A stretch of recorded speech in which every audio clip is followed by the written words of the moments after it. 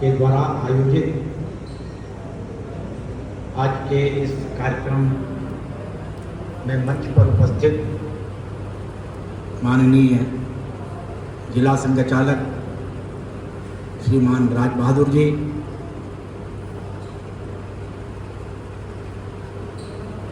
आदरणीय नरेंद्र जी, कोटवा धाम के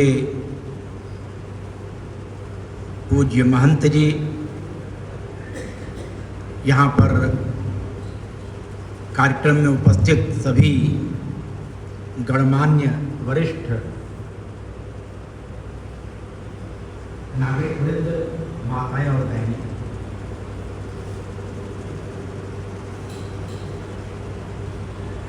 माननीय श्रद्धेय कल्पनारायण पांडे जी एक आदर्श स्वयंसेवक थे।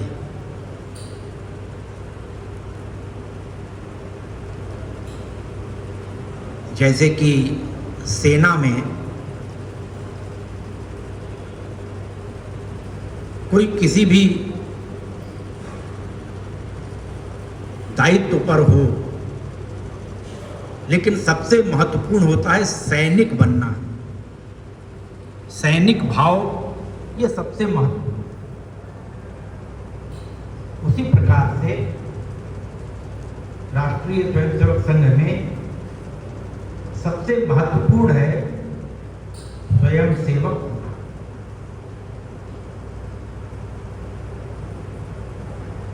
संघ ने पूरे देश भर में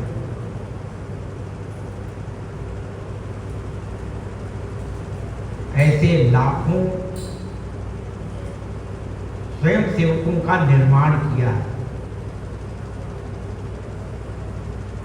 जिसके कारण से कि आज पूरे देश भर में हिंदू समाज में एक विश्वास का जागरण हुआ है।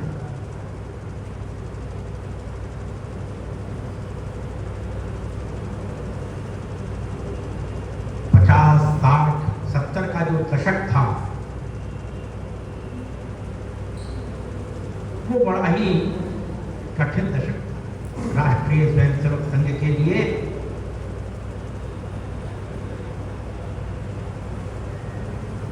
वह तो परीक्षा का दशक था।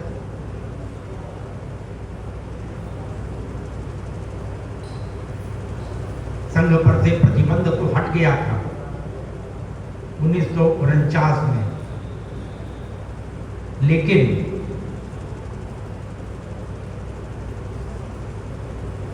जिस प्रकार से उस समय की सरकार ने अनर्गल प्रचार किया था, संघ के बारे में झूठा प्रचार जो किया था,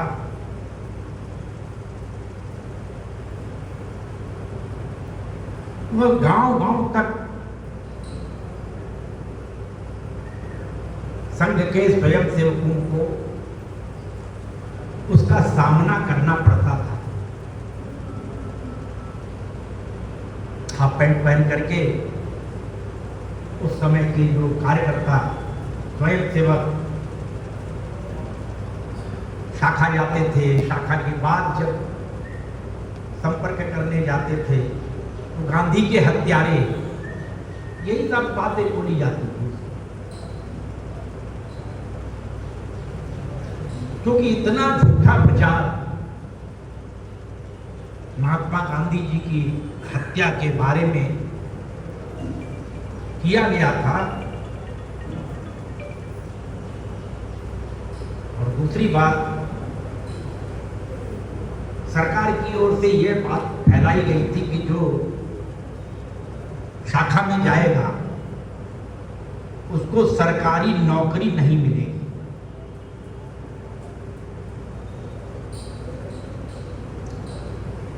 तो इसलिए भी लोग डरते थे, शाखा में जाएगा सरकारी नौकरी नहीं मिलेगी इसको। ये सब झूठे प्रचार, उनके बीच में अनेक प्रकार के शारीरिक प्रतिरोध, आक्रमण, ये भी स्थान स्थान पर होते थे। उन सबको झेलते हुए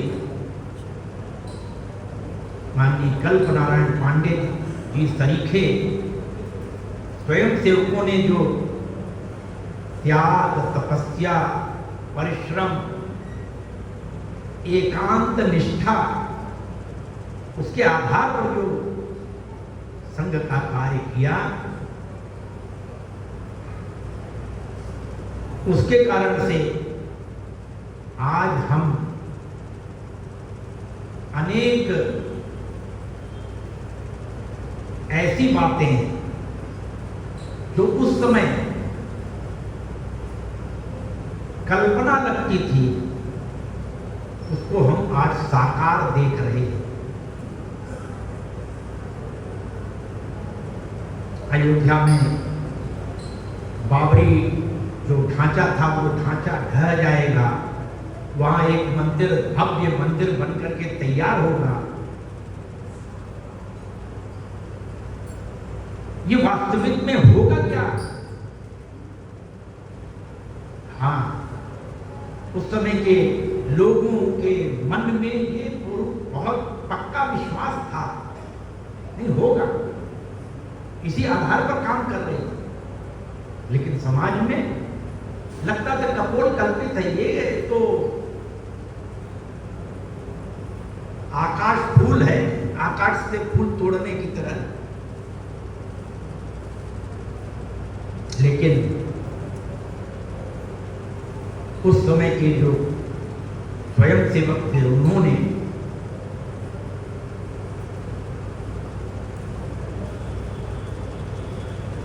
अपना जीवन लगाकर, परिश्रम करके, निस्वार्थ भाव से, स्वार्थ था, एक स्वार्थ था, वो व्यक्तिगत नहीं था, वो राष्ट्र का स्वार्थ, इस समाज का स्वार्थ, वो हमारा अपना है, ये हमारा काम है, ये हम अपना कार्य कर रहे हैं। इसलिए कल्पनारायण पांडे जी सरीखे स्वयं सेवकों का जीवन अगर कहा जाए तो वन लाइफ वन मिशन था। जीवन में जो एक संकल्प किया वो अटूट रहा। जब से स्वयं सेवक बने और जब अंतिम श्वास ली, तब तक वो संकल्प कभी भी टूटा नहीं, टिका नहीं, कमजोर नहीं पड़ा।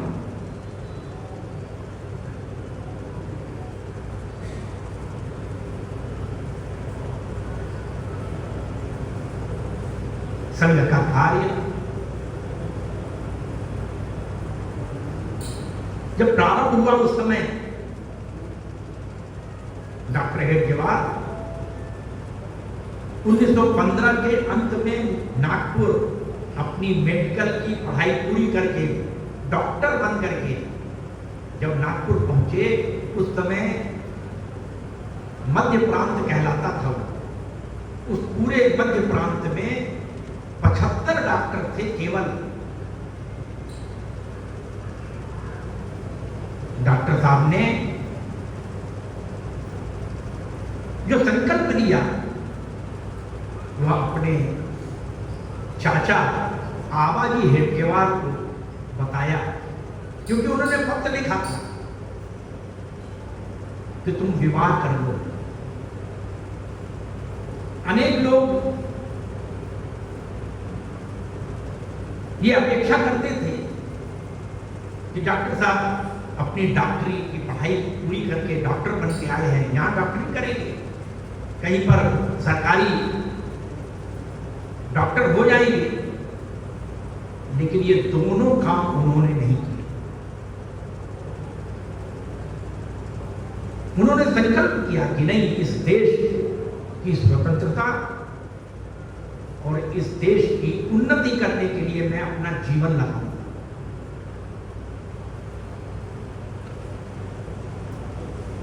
1925 में जब नागपुर में संघ का कार्य प्रारंभ हुआ, शाखा लगना प्रारंभ हुई, तो कौन लोग आते थे शाखा में?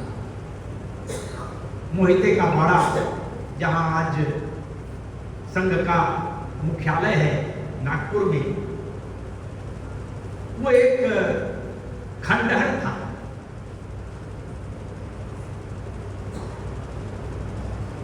गंदगी फैली हुई थी। उस खंडहर गंदे स्थान को साफ करके स्वयं डॉक्टर हेडगेवार जी ने वहां शाखा लगाना प्रारंभ किया। बाल, शिशु, ऐसे स्वयंसेवक शाखा में आते थे।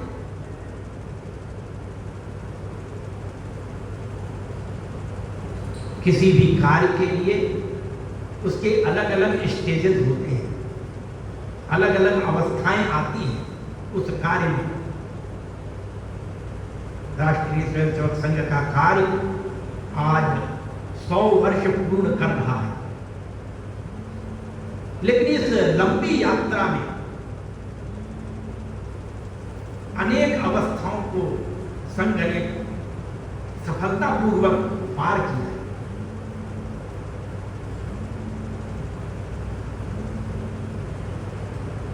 डॉक्टर हेडगेवार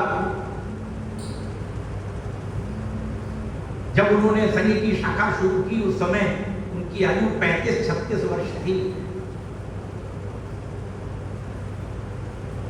और 7-8 वर्ष के, 5 वर्ष के छोटे बच्चों को साथ लेकर के काम उन्होंने शुरू किया।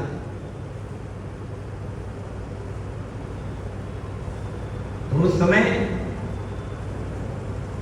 समाज में उपहास होता था, लोग हंसी करते थे, ये डॉक्टर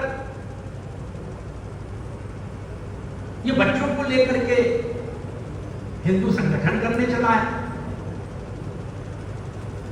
जब संघ का कार्य शुरू किया था, उसके पहले डॉक्टर हेडगेवार एक क्रांतिकारी थे। बाद में वे कांग्रेस के एक बड़े नेता थे, बहुत जोरदार भाषण करते थे समाज को जागृत करने के लिए। उसके लिए उनको 1 साल के लिए जेल भी हुई थी। 1921 में संघ का कार्य प्रारंभ करने के पहले पूरा विदर्भ और मध्य प्रांत डॉक्टर हेडगेवार को जानता था, क्योंकि स्थान स्थान पर उनके भाषण होते थे। एक बड़े नेता के रूप में वे कांग्रेस के जाने जाते थे, लेकिन सब कुछ छोड़ करके, वो क्रांतिकारी जीवन छोड़ करके, वो कांग्रेस का वो कार्य छोड़ करके, राजनीतिक कार्य छोड़ करके एक मन से संघ का कार्य शुरू किया। तो लोगों में उपहास कि क्या ये जिन बच्चों को नाक पोंछने की भी तमीज नहीं है, ऐसे बच्चों को लगी ये हिंदू संगठन कर रहा है। समाज में उनका उपहास होता है। ये हेडगेवार नहीं, हेडगेवार है, ऐसा तरह तरह की बातें। ये स्टेज भी बिना कुछ बोले डॉक्टर हेडगेवार जब आगे बढ़े और अनेक शाखाएं शुरू हो गई, धीरे धीरे नागपुर के अलग अलग स्थानों पर शाखाएं प्रारंभ हो गई। उनके कार्यक्रम होते थे। शाखा में भी 100-150 संख्या आने लगी। उसमें थोड़े किशोर, थोड़े तरुण। महामना मालवीय जी हिंदू समाज के प्रखर नेता थे। कांग्रेस के भी वो अध्यक्ष रहे थे और हिंदू महासभा के भी अध्यक्ष थे। काशी हिंदू विश्वविद्यालय की 1916 में उन्होंने स्थापना कर दी थी। इसलिए पूरे देश भर में महामना मालवीय जी का एक व्यक्तित्व निराला ही था। जब वे नागपुर आए किसी अन्य कार्य से,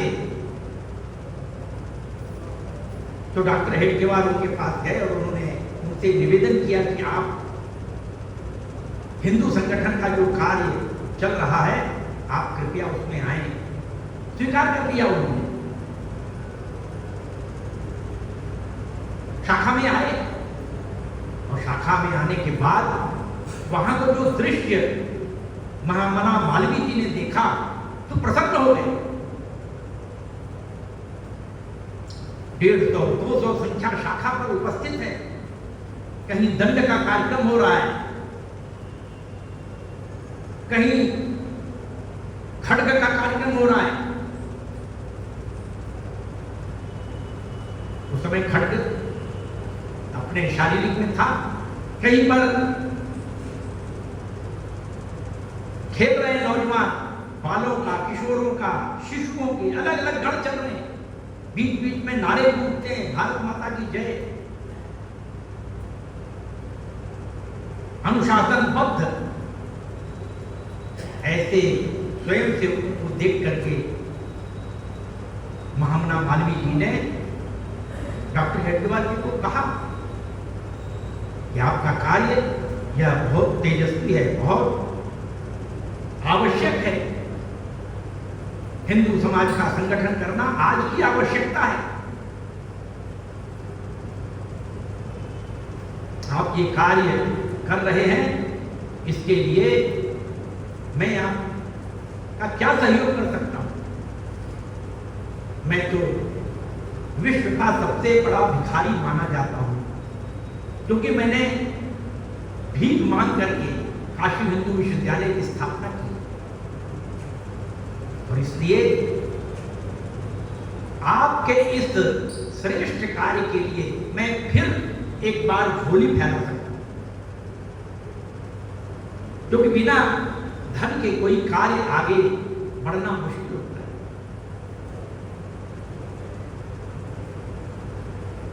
महामना मालवीय जी की बात सुन करके डॉक्टर हेडगेवार जी ने हाथ जोड़ करके उनको कहा बड़ी विनम्रता के साथ कि महामना, हमें धन की आवश्यकता नहीं है,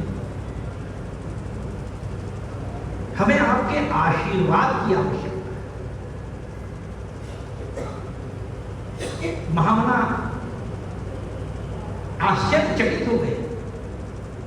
उन्होंने कहा, मैं जहां भी जाता हूं लोग धन की मांग करते हैं, हमारा ये संस्था चल रही है, हमारा ये काम चल रहा है, इसमें धन की आवश्यकता है।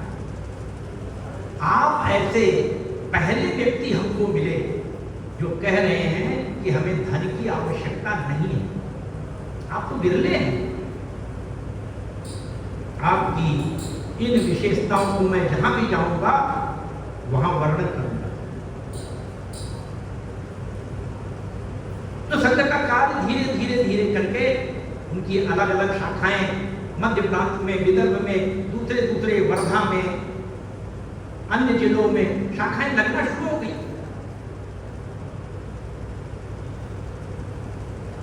उसके बाद दूसरा फेज शुरू हुआ।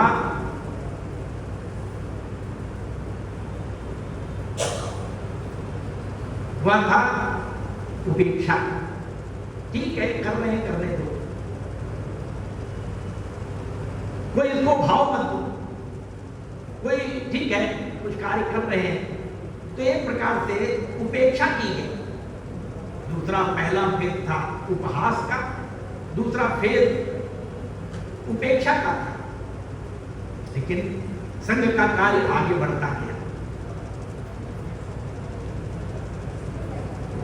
जो स्वयंसेवक बाल और किशोर थे वो तरुण हो गए।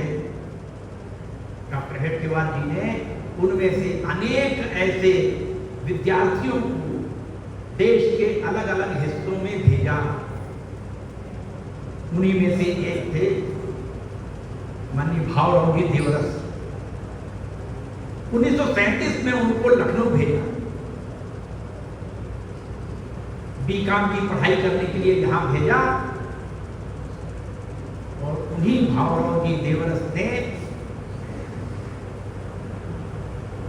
उत्तर प्रदेश में संघ का बीजारोपण किया। दीनदयाल जी, सुंदर सिंह भंडारी, अटल बिहारी वाजपेयी सरीखे जो कानपुर में पढ़ रहे थे BNSD कॉलेज में, उनको स्वयंसेवक बनाया।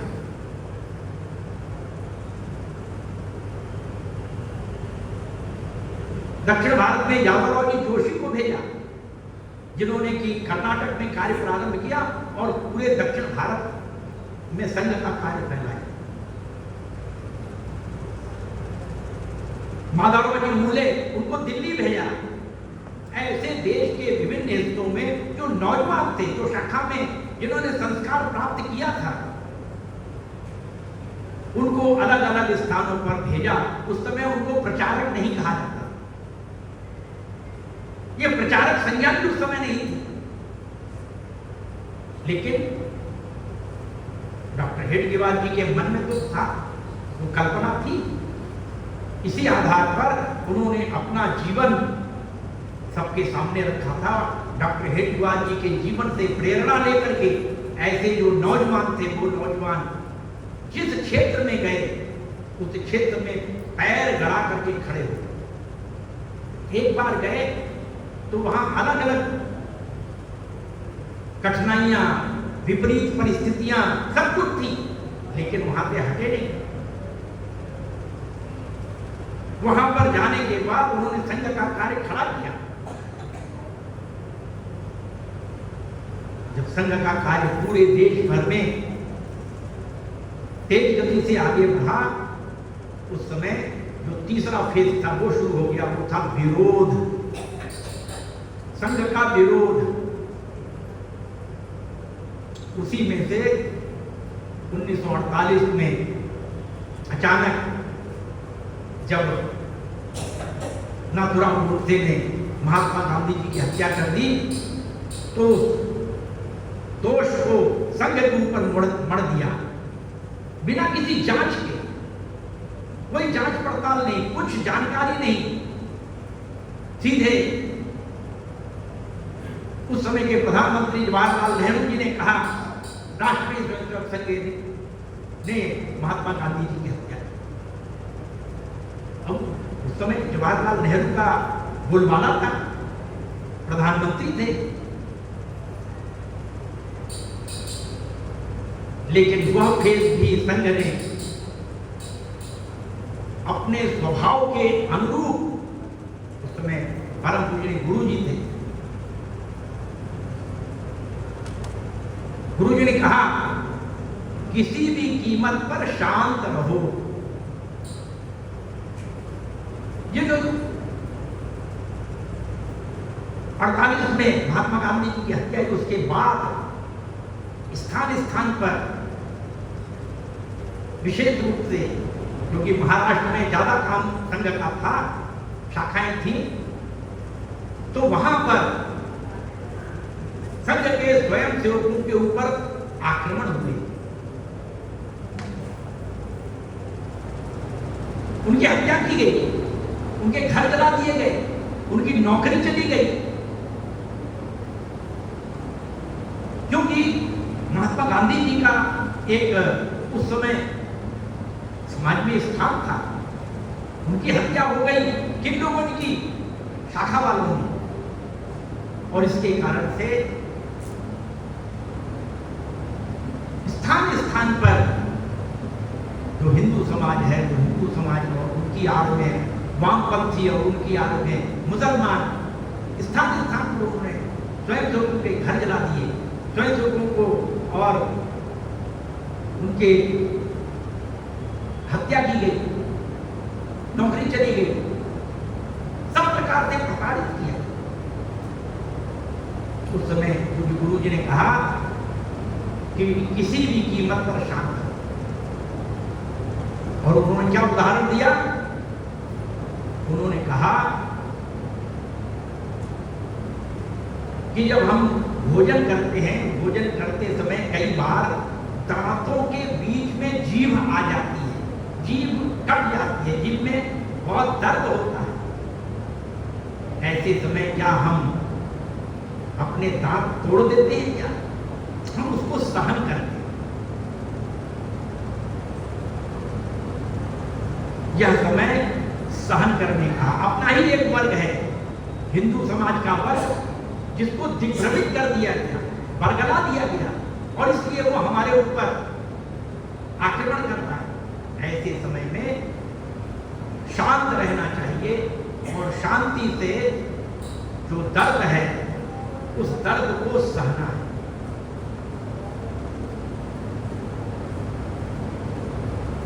लगातार संघ का कार्य आगे बढ़ता गया, हम सब जानते हैं।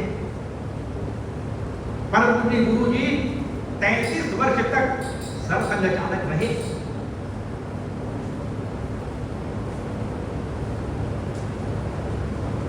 उनके जाने के बाद 1973 में जब वे चले गए, पूज्य बड़ा साहब देवरस तृतीय सरसंघ चालक,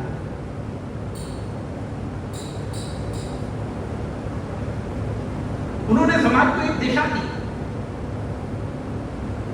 उनका एक भाषण 1974 में पूना के वसंत व्याख्यानमाला में ऐतिहासिक भाषण हुआ था। उसमें उन्होंने स्पष्ट रूप से कहा कि छुआछूत यदि पाप नहीं है तो दुनिया में कुछ भी पाप नहीं। समाज में जो व्याप्त ऊंच नीच छुआछूत, उसके खिलाफ बड़ा साहब देवरस ने कहा, संपूर्ण हिंदू समाज एक है, हम हिंदू समाज के अंग हैं, हमारी माँ भारत माता है, हम सब सहोदर भाई हैं, और इसलिए ये छुआछूत ये किसी भी कीमत पर सहन नहीं, इसको समाज से उखाड़ फेंकना चाहिए।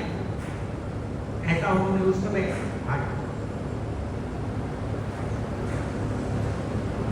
संघ में उस समय 3 बातें विशेष रूप से सबके सामने आती थी कि हमको संगठन का कार्य खड़ा करके अपने इस राष्ट्र की एकात्मता, अपने इस राष्ट्र के स्वाभिमान को जागृत करना है।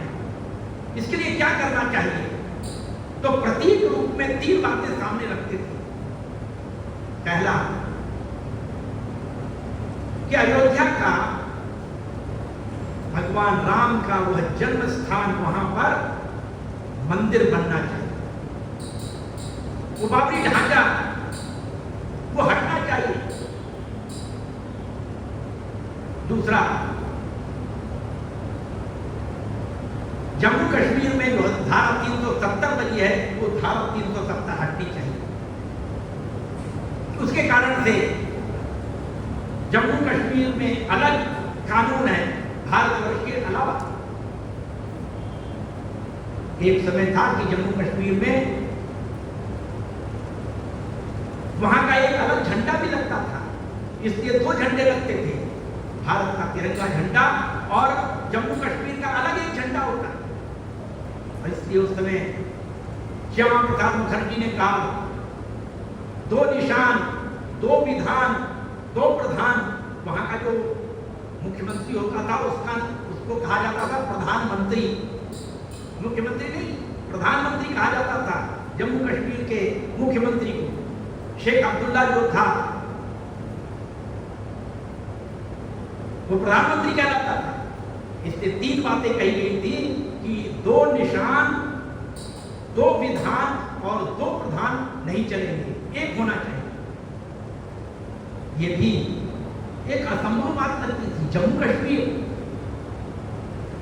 जिसमें कश्मीर घाटी तो मुस्लिम बहुल है, ये होगा कैसे? ये असंभव कार्य है। लेकिन वह भी संकल्प देश भर के सब स्वयंसेवकों का था। और तीसरा था समान नागरिक संहिता, पूरे देश भर में लागू। किसी समाज को कोई विधान है, किसी को दूसरा विधान है, ऐसा क्यों है? हम इस देश के नागरिक हैं, सब पर एक कानून लागू होना चाहिए। आज अगर हम विचार करें तो उन विरोधों के बावजूद आगे बढ़ते बढ़ते हम इस स्थिति में आए। राम जन्मभूमि का आंदोलन 1984 में प्रारंभ हुआ। 2020 पहली कार सेवा हुई। जिसमें कि उस ढांचे के ऊपर जाकर के 1990 में वो ऊपर जाकर के झंडा फहराया गया। और दूसरी जब काल सेवा हुई 92 में, उस समय वो ढांचा समाप्त किया। अगर 92 में वो ढांचा नहीं समाप्त किया जाता तो शायद 2019 में जो सर्वसम्मति से सर्वोच्च न्यायालय ने निर्णय दिया वो निर्णय भी होना असंभव ही था। तो ढांचा हट गया, तो उसके स्थान पर क्या? तरह तरह के लोग प्रश्न कर रहे थे, तरह तरह के लोग सलाह दे रहे थे, तरह तरह की बातें करते थे। वहां एक स्कूल खोल देना चाहिए, वहां क्या करना चाहिए, तरह तरह की बात। किसी ने ऐसी चर्चा में कहा, दिल्ली में राजघाट के पास जो अनेक समाधियां हैं, कहीं जवाहरलाल नेहरू की, कहीं इंदिरा गांधी की, कहीं राजीव गांधी की, सबकी समाधियां हैं। 60-70 एकड़ में एक एक समाधि है। वहां क्यों नहीं बना देते भाई? इतनी जमीन फालतू पड़ी हुई है, वहां क्यों नहीं बना देते? लेकिन नहीं, राम जन्मभूमि पर वहां मंदिर क्यों नहीं बनेगा? लेकिन पूरे देश भर में साधु संतों के प्रयत्न के द्वारा, उनके निर्देशन में जो आंदोलन चला, जिसको हम कहते हैं कि उसका लॉजिकल एंड हुआ। कोई आंदोलन जब शुरू होता है तो वो आंदोलन अंतिम परिणति पर जो परिणाम हम चाहते हैं, वो परिणाम हमको मिलना एक बहुत बड़ी बात है। बहुत सारे आंदोलन शुरू होते हैं। जयप्रकाश बाबू ने आंदोलन शुरू किया था, समग्र क्रांति का आंदोलन शुरू किया था। क्या हुआ उसके बाद? सरकार केवल बदल गई, उसके बाद क्या हुआ? कुछ नहीं हुआ। नाम था समग्र क्रांति का। ऐसे बहुत सारे आंदोलन देश में होते हैं, लोग शुरू करते हैं। महात्मा गांधी जी ने 2 आंदोलन किए थे, 1921 में और 1930 में। दोनों ही आंदोलन उनके असफल हुए। महात्मा गांधी जी ने शुरू किया 1942 का, वह भी कांग्रेस ने शुरू किया था। लेकिन जितने नेता थे सब नेता पकड़ के गिरफ्तार कर दिए गए, जेल भेज दिए गए। उसके बाद उस आंदोलन का हुआ क्या? क्विट इंडिया मूवमेंट था, भारत छोड़ो आंदोलन था। क्या हुआ उसका? लॉजिकल एंड पर नहीं पहुंच सका, आंदोलन बीच में ही समाप्त हो गया। लेकिन साधु संतों के नेतृत्व में संघ ने जिसको पीछे से समर्थन किया, उसके साथ मिलकर के काम किया, विश्व हिंदू परिषद ने उसके लिए लीड ली, आगे बढ़ के काम किया। माननीय अशोक जी सिंघल, महंत रामचंद्र महंतास जी, महंत वैद्यनाथ जी, ऐसे कितने ही। 1984 में जो आंदोलन शुरू हुआ, 2019 में उसका परिणाम जो हम चाहते थे वही परिणाम है।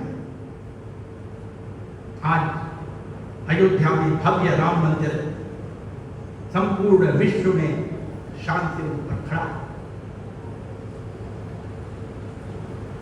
जो असंभव कार्य था जम्मू कश्मीर का, धारा 370, आज वो भी समाप्त हो गई, वो भूतकाल की बात हो गई।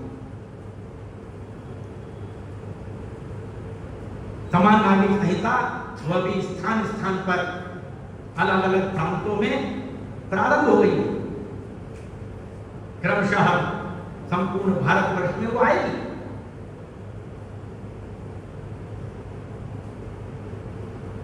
तो संघ का जो कार्य है, वह संघ का कार्य ऐसे तेजस्वी कल्पना नारायण पांडे जी सरीखे पूरे भारतवर्ष में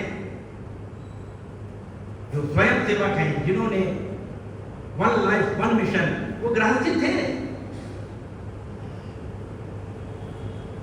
लेकिन गृहस्थी चलाना उनका जीवन का उद्देश्य नहीं था। संघ का कार्य करना, राष्ट्र का कार्य करना, यही जीवन का उद्देश्य था। पूज्य रज्जू भैया कहा करते थे नौजवानों से कि प्रचारक निकलो, और अगर प्रचारक नहीं निकल सकते तो अध्यापक बनो। वो उसको प्रोत्साहित करते थे, क्योंकि वे खुद अध्यापक थे, प्रोफेसर थे इलाहाबाद विश्वविद्यालय में, और वो जानते थे कि प्रोफेसर होता है, अध्यापक है, किसी भी प्राइमरी से लेकर के विश्वविद्यालय तक का अध्यापक वह अपने विद्यालय के छात्रों का एक मॉडल होता है, आदर्श होता है। उसको ही जब तक देखते हैं, अगर अच्छा अध्यापक है तो उसको आदर्श रूप में मानते हैं सब छात्र। जिसका जीवन समर्पित है, संकल्पित है, जो अपना कार्य, अध्यापक का कार्य बहुत त्याग के साथ, योग्यता के साथ करता है, ऐसा अध्यापक सभी छात्रों के लिए एक आदर्श होता है। जो अध्यापक है वो अपनी कक्षा में भी सब्जेक्ट के साथ साथ विषय पढ़ाता है, अंग्रेजी पढ़ा रहा है, गणित पढ़ा रहा है, लेकिन इस विषय को पढ़ाते पढ़ाते देशभक्ति भी पढ़ाता है, अपने इस देश के बारे में बताता है, अपने समाज के बारे में बताता है। 4 बातें अध्यापक वह अपनी कक्षा में अपने विषय को पढ़ाते पढ़ाते वो बताता है, और उनकी कक्षाओं में जो विद्यार्थी है केवल विषय ही नहीं पढ़ते, वो देश पढ़ते हैं, समाज पढ़ते हैं, हमारा कर्तव्य क्या है ये पढ़ते हैं। अध्यापक, उसका सम्मान सभी जगह समाज में होता है। किसी गांव में चला जाए अध्यापक, गुरुजी आए हैं, गुरुजी हैं, उनका कितना सम्मान होता है। वो जो बात कहते हैं सब लोग उनकी बात को सुनते हैं, और इसलिए गुरुजी के नाते से जो सम्मान है, जो प्यार है, वो अध्यापक को मिलता है। इसलिए रज्जू भैया कहते थे कि अध्यापक बन करके तुम देशभक्त लोगों को तैयार कर सकते हो, पढ़ाओगे अपने स्कूल में, कॉलेज में, वहां पर उस पढ़ाई के साथ साथ इस देश के बारे में, अपने समाज के बारे में, अपने कर्तव्य के बारे में पढ़ा सकते हो। और अध्यापक को अगर वो ट्यूशन नहीं करता तो बहुत समय उसके पास होता है समाज में कार्य करने का। देवरिया में काशी विश्वविद्यालय से पढ़े हुए एक, उन्होंने उस समय इतिहास में एमए किया था, नर्मदेश्वर सिंह जी थे। देवरिया में उन्होंने पूरे देवरिया जिले के जितने इंटर कॉलेज हैं, हाई स्कूल है, उनके अध्यापकों को स्वयंसेवक बनाया, और उसके आधार पर पूरे देवरिया में उस समय आज से 50-60 साल पहले 100 से अधिक शाखाएं देवरिया जिले में थी, गांव-गांव में शाखाएं, और उस जिले में एक भी प्रचारक नहीं था। कहते हमको प्रचारक की आवश्यकता नहीं। वो खुद इतना समय देते थे, उनके अध्यापक, उनके अन्य जो स्वयंसेवक कार्यकर्ता, वो इतना समय देते थे, भ्रमण करते थे, प्रवास करते थे पूरे जिले भर का, साइकिल से, उस समय मोटरसाइकिल कहां थी, साइकिल से प्रवास करते थे, पूरे जिले में शाखाओं की बहार थी। इसलिए रज्जुलिया कहते थे, आदरणीय करुणानंद पांडे जी इसी प्रकार के एक आदर्श अध्यापक थे। अभी बताया अनेक लोग, वो केवल विषय नहीं पढ़ाते थे, विषय के साथ वो समाज, देश, उसको भी पढ़ाते। ये महत्वपूर्ण है। जीवन में केवल पैसा कमाना महत्वपूर्ण नहीं है, हमारा जीवन उसके आगे का है। अपने इस देश के लिए काम करना, अपने इस समाज के लिए काम करना, स्वयं की उन्नति करना, उसका लाभ समाज को मिलना चाहिए। आज राष्ट्रीय स्वयंसेवक संघ का जो कार्य पूरे देश भर में चल रहा है, जो चौथा फेज है, जो चौथी अवस्था है, वह है अनुकूलता की। आज चारों तरफ अनुकूलता है, कहीं विरोध नहीं है। बंगाल में थोड़ा बहुत राजनीतिक विरोध है, लेकिन स्वयं वहां भी काम अच्छी तरह से कर रहे हैं, दमदारी से कर रहे हैं। आज अनुकूलता का ये जो समय है, इस अनुकूलता के समय में कार्य को और तेज गति से हम कैसे बढ़ा सकते हैं, इस पर विचार करना चाहिए। कई बार हमको लगता है कि आज राजनीतिक एक बदल हुआ है, चाहे केंद्र में हो चाहे प्रांत में हो। अनेक प्रांतों में संघ के अनुकूल शासन प्रशासन है, तो बहुत सारे लोग आते हैं, आ रहे हैं, शाखा में भी आते हैं, कार्यक्रमों में भी आते हैं,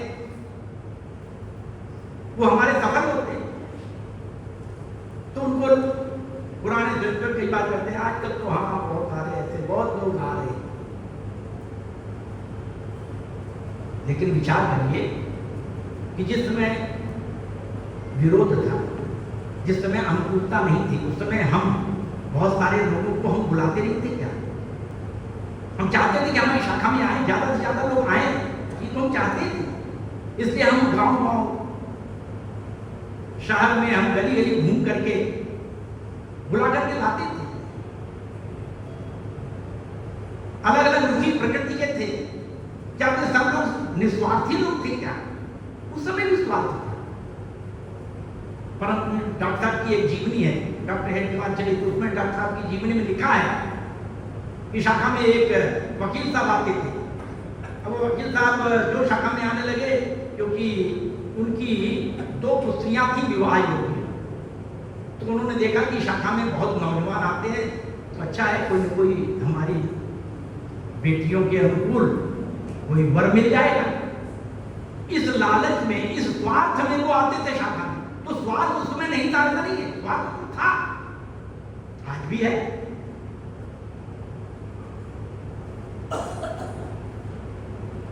लेकिन इसके कारण से लोग ना आए, ये ठीक नहीं है। आने दीजिए, जो भी आएगा आए। संघ कहता है कि जैसा भी आए उसको लोग हम जैसा चाहते हैं वैसा बनाएं। ये तो हमारी योग्यता क्षमता के ऊपर निर्भर है, हमारे दमखम के ऊपर निर्भर है कि शाखा में आया है तो उसको हम अच्छा स्वयं कैसे बनाएं। आया होगा स्वार्थ के कारण से, आया होगा किसी भी लालच में, आने दो, कोई चिंता की बात नहीं। गोस्वामी तुलसीदास जी ने कहा है, भाव कुभाव अनक आलसहु, नाम जपत मंगल दिशि तत्व। चाहे भाव से पढ़े, चाहे कुभाव से पढ़े, चाहे आलस में पढ़े, कैसे भी नाम ले राम का नाम लेंगे तो लाभ ही होगा, मंगल ही होगा, ऐसा गोस्वामी तुलसीदास जी कहते हैं। संघ भी इसी प्रकार, संघ की शाखा में आएंगे, संघ की शाखा में आएंगे तो चाहे स्वार्थ से आए, चाहे किसी भाव से आए, आकर के ध्वज प्रणाम करेंगे, कबड्डी खेलेंगे, शाखा में कार्यक्रम करेंगे, रगड़ घिस होगी, उस रगड़ घिस में से वो स्वार्थ समाप्त होगा और देश के लिए जो भाव है वो भाव पैदा होगा। ये हमारा काम है कि इस अनुकूलता में हम अपने उस कर्तव्य को न भूल जाएं। जो पुराने स्वयंसेवक हैं, जो शाखा में जरा ऐसे अच्छे कार्यक्रम, बढ़िया कार्यक्रम, रगड़ घिस के कार्यक्रम वो होने चाहिए, क्योंकि अभी संघ का जो ध्येय है वो पूरा नहीं हुआ है। संघ का ध्येय क्या है? हम रोज प्रार्थना में कहते हैं, परम वैभव नहीं तुम्हें तत्वरा, परम वैभव की शिखा पे ले जाना है, अपने इस राष्ट्र का सर्वांगीण विकास करना है। ये सर्वांगीण विकास अभी करना है। अभी तो हमने एक फेज पार किया है, अभी तो राम जन्मभूमि का वहां हमारा राम मंदिर बन के तैयार हो रहा है, अभी तो धारा 370 हट गई है, लेकिन पीओके आना है कि नहीं? जे पीओजे के वो अभी आना है। भारत अखंड बनना है कि नहीं? अपनी भारत माता, हम भारत माता का चित्र लगाते हैं तो अखंड भारत का लगाते हैं। तो अभी बहुत कार्य बाकी है,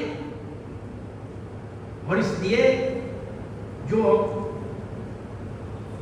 नए पुराने कार्यकर्ता स्वयंसेवक हैं, उन सबको मिलकर के अपने इस पूरे क्षेत्र में एक अच्छा संघ का वातावरण, नए स्वयंसेवक खड़े हों उनके मन में यह भाव पैदा हो कि हमको इस देश के लिए काम करना है। यही तो इच्छा जिन्होंने अपना जीवन लगाया ऐसे अपने कार्यकर्ताओं की रही है। पूरा जीवन उन्होंने इसी के लिए लगाया। राम जन्मभूमि का वह मंदिर उन्होंने नहीं देखा, वो चले गए, लेकिन हम देख रहे हैं। तो उनकी तपस्या के कारण से ये संयोग हमको मिला है, ये सौभाग्य हमको मिला है। अशोक सिंघल जी चले गए, उन्होंने राम मंदिर बनते हुए नहीं देखा, लेकिन उनकी जो तपस्या थी, उनकी जो साधना थी, ऐसे जो हजारों लाखों करोड़ों स्वयंसेवक हैं जिन्होंने अपने इस देश के लिए अपना पूरा जीवन उत्सर्ग कर दिया,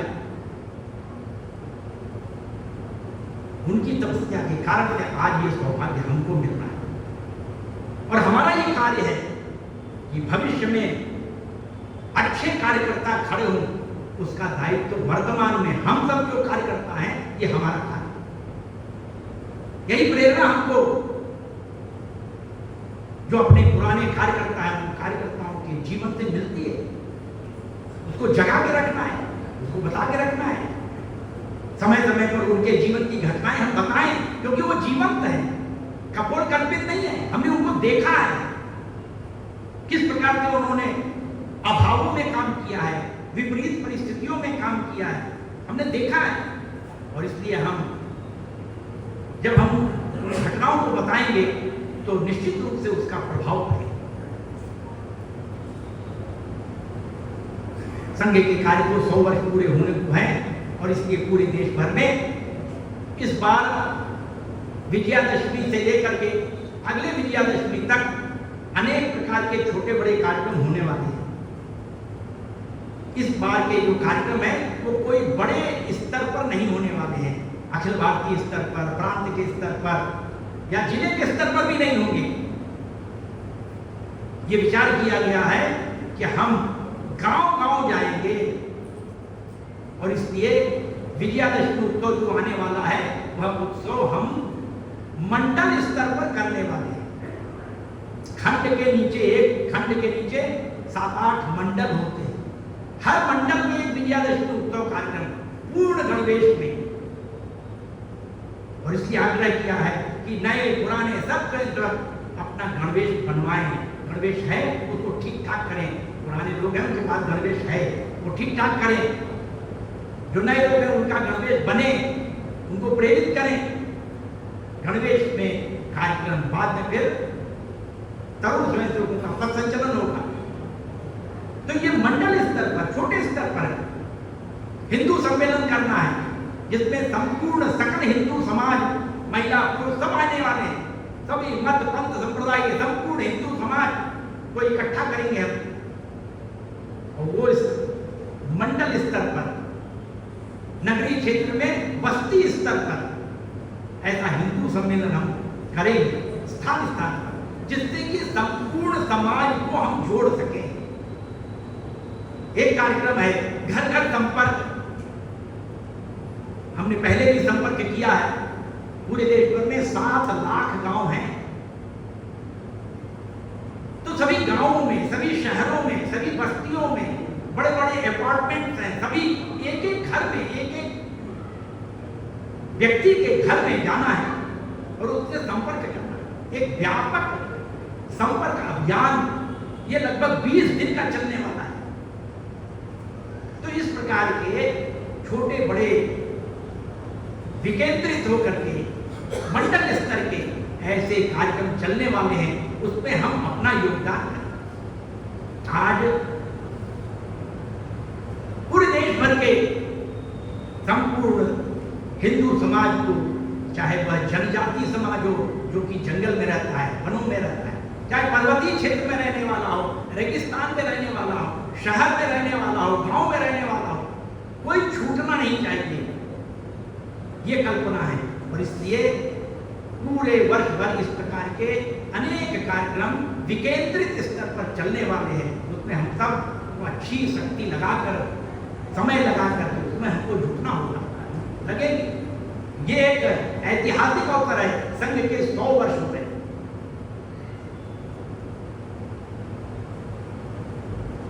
मैत्री शरण गुप्त ने कहा है एक दोहे में, रखो हिंदूपन का गर्व, रखो हिंदूपन का गर्व, यही ऐक्य भारत का सर्व।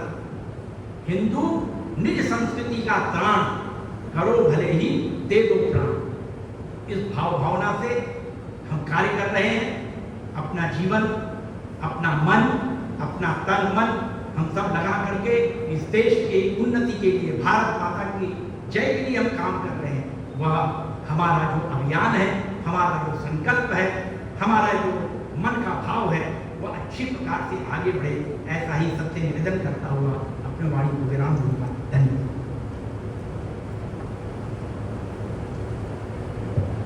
आज के इस कार्यक्रम की अध्यक्षता कर रहे